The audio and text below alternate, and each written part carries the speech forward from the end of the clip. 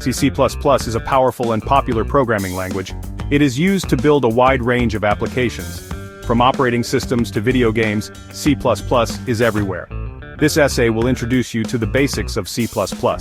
We will cover its history, key concepts, and how to get started. Whether you are new to programming or have experience in other languages, this guide will provide a solid foundation in C++. Let's begin our journey into the world of C++.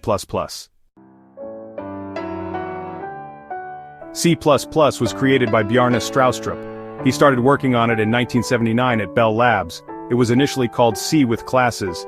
This name reflects its origin as an extension of the C programming language.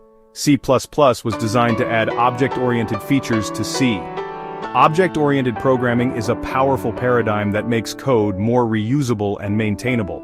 In 1983, the language was officially named C++.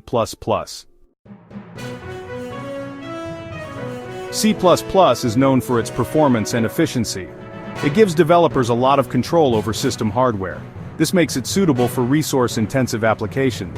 C++ is used in various domains.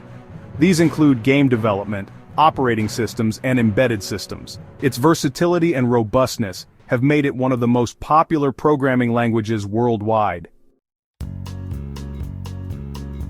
C++ syntax is similar to C. It uses a structured approach with functions and statements. A simple C++ program starts with a function. Hash include int main, istd, count, hello world, std, endl, return 0. Variables store data. In C++, you need to declare a variable's type before using it.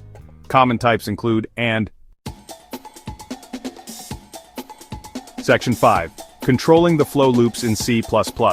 Loops repeat a block of code multiple times. C++ provides and loops. Loops are used when the number of iterations is known. For example, in C++, for int I equals sign 0, I5, I++, std, count I and statted endl. Loops are used when the number of iterations is unknown and depends on a condition. Section 6. The essence of object-oriented programming. Object-oriented programming, or OOP, is a programming paradigm. It emphasizes the use of objects to design and build applications. Objects are instances of classes which act as blueprints. Key principles of OOP include encapsulation, inheritance, and polymorphism.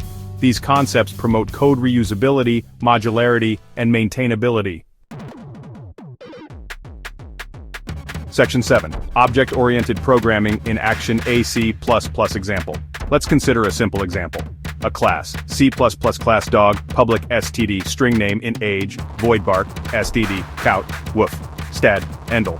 This class has an attributes and a method. We can create objects and interact with them. Section 8. Embarking on your C++ journey. To start learning C++, you need a compiler and a text editor. There are many resources available online and in libraries. Start with the basics: syntax, variables, and control flow. Then move on to object-oriented concepts. Practice is key to mastering C++.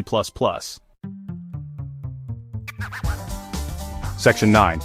Resources for the aspiring C++ programmer. There are many excellent resources available for learning C++. Here are a few recommendations. The C++ Programming Language by Bjarne Stroustrup, C++ Primer Plus by Stephen Prada, and websites like learncpp.com and cplus.com. These resources provide comprehensive coverage of C++ concepts and practical examples. Remember, learning C++ is a journey, and there's always something new to discover.